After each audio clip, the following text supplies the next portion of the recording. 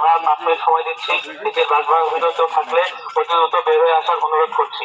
আমার কথা হলো, আমি অন্যায় করলে তুমি আমার পদত্যাগ দাবি করো, আমার বিরুদ্ধে আন্দোলন করো, অন্যায়ের বিচার হোক, এটা আমি চাই।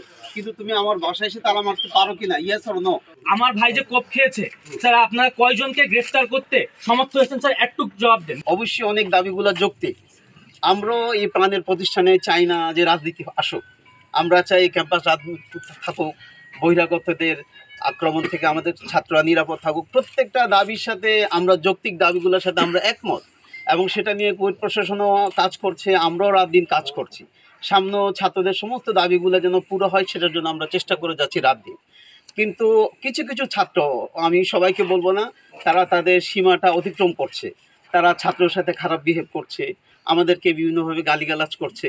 এটা তারা করবে এটা আমরা কখনো আশা করিনি। এই যে এতগুলো শিক্ষক যে উনি ভিসি মাসুদ স্যারকে ব্যাকআপ দিয়ে দাঁড়িয়ে আছেন, তো এই শিক্ষক যদি সেদিন 18 তারিখ দাঁড়িয়ে থাকতেন তাহলে কি আমাদের এই ভাইরা যারা জখম হয়েছে তারা কি মার খেত?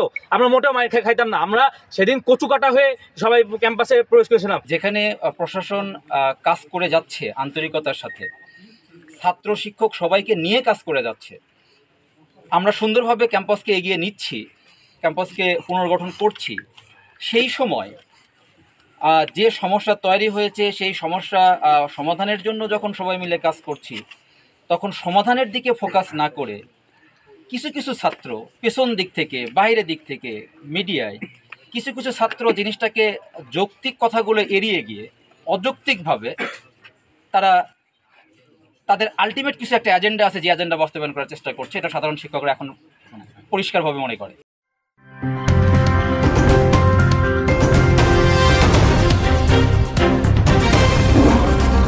Voice of Tiger.